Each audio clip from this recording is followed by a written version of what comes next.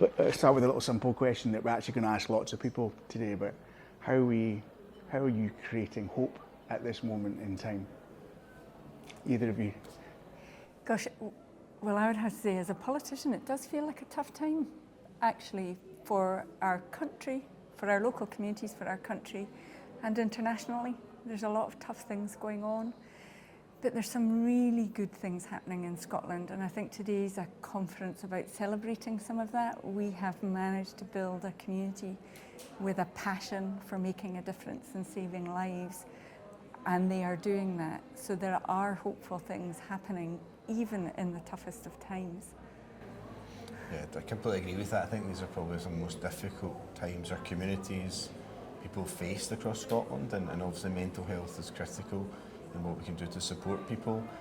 So how we're creating hope, I think, is that we have not only the strategy, but we're all gathered here today in a very large conference talking about suicide prevention, which is absolutely fantastic, and the work that's going on locally to help support people and to save lives is also vital.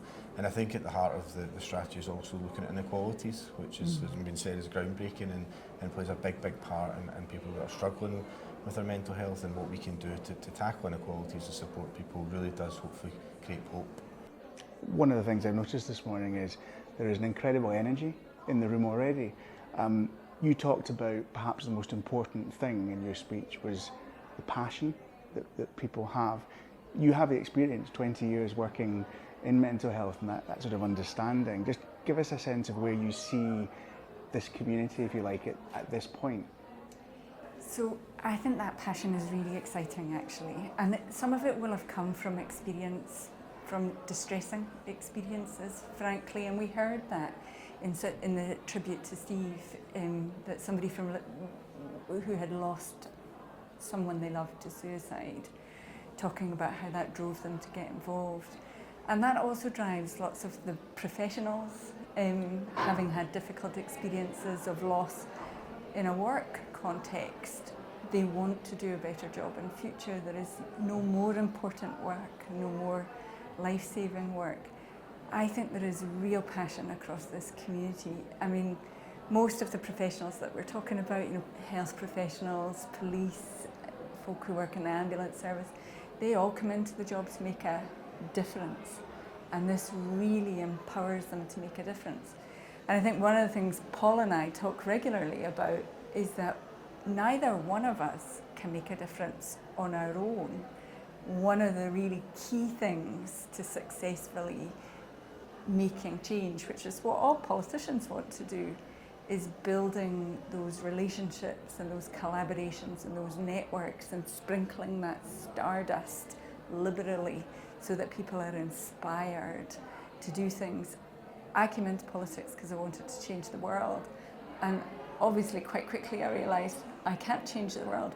What I can do is find the people who can and help them, and that's what politicians do for a living. It's a massive privilege, but that's what you've seen in this room today. Hundreds of people who are making an immense difference in their own communities, and all we've got to do is give them a wee bit of help and support to enable them. Something you mentioned, the impact of local delivery and leads and the difference they're making. But what's quite interesting to me is the fact that the suicide prevention community has created quite a level playing field between like tiny organisations and then NHS, and we're seeing across the country people sitting around the same table. That feels really encouraging.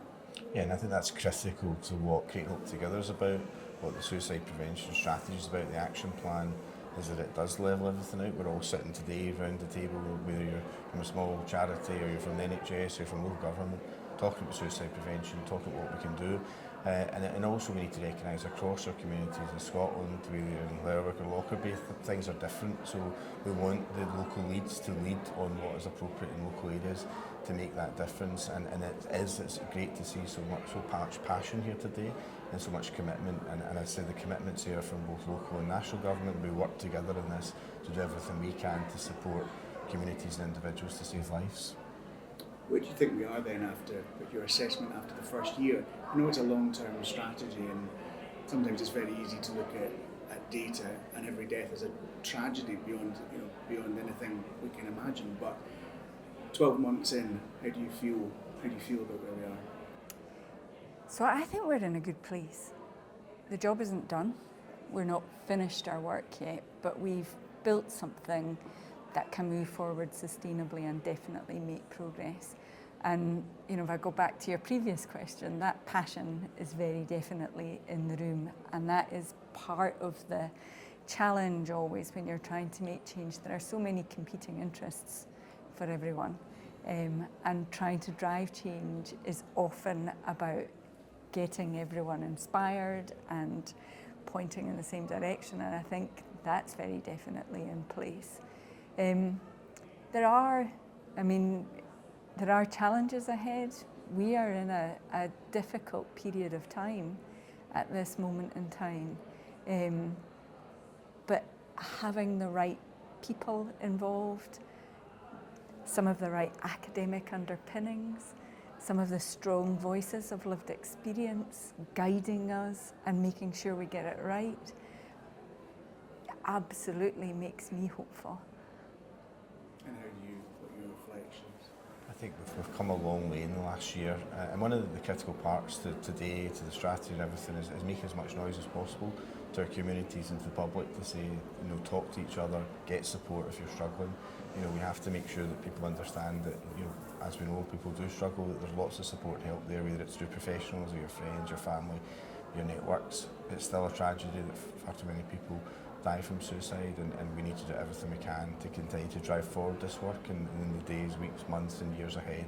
But we can see that commitment there from local, national government, from individuals, organisations all across Scotland today to do everything we can to support communities and save lives. Brilliant. And one last question. We've asked everybody we've met over the course of the last 12 months, and you talked about it a little bit in your speech this morning. What does time, space, compassion mean to you?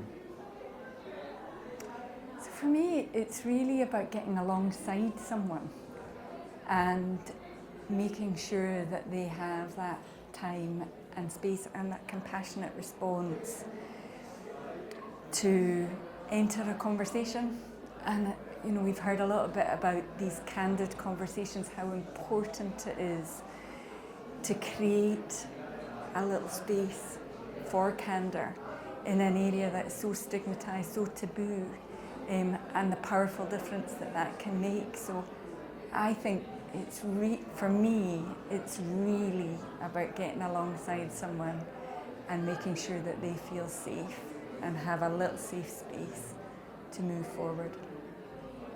Absolutely, and I think it's about having that, as I said, that conversation, time, space, compassion, how you go about it, because we know it's really, really difficult if someone's struggling to open up a conversation with them, but it's trying to give that confidence to have the conversation, to support people. Everybody has mental health, good and bad, and so it's about time, space, compassion is a method of that discussion, and it's a discussion that's really, really important to somebody who's maybe struggling, that can help them and potentially save their life.